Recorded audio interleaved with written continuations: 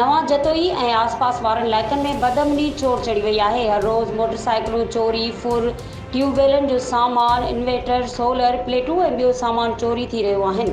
टिनि चइनि ॾोहारियुनि आवाम जो जीअण जंजाल बणाए छॾियो आहे, जंहिं सबबु हितां जी आवाम गैर महफ़ूज़ बणिजी वई आहे।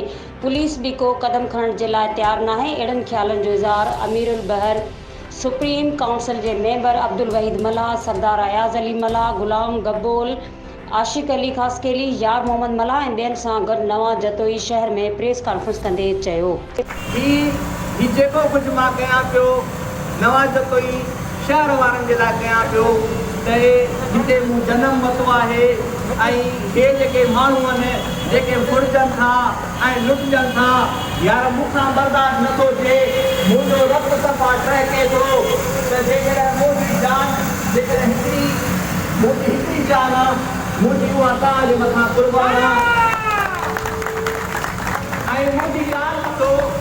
अरे दोस्तो, हीअ ज़िंदगी तमामु थोरी आहे ऐं तव्हांजे मुस्लमान आहियो ऐं तव्हां उन ते यकीन था रखो क़ुरान ते त अलाह ताला जेका ज़िंदगी आहे उहा तव्हांजी निकिरी चुकी आहे।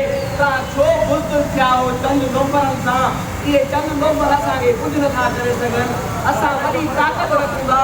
हे अवाम, हे मुंहिंजा दोस्त वांगुरु रहियो ऐं शींहं वांगुरु रहंदुसि ऐं मां उन लोफरनि खे बि चैलेंज थो कयां, हे ख़ुदा तव्हां बि असांजा भाउ आहियो।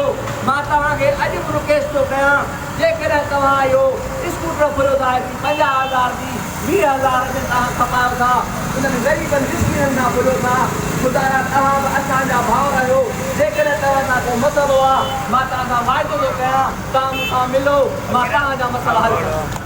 मज़ीद खबरों और तफसीलात के लिए विजिट करें हमारी वेबसाइट www.awamiNewsHD.com।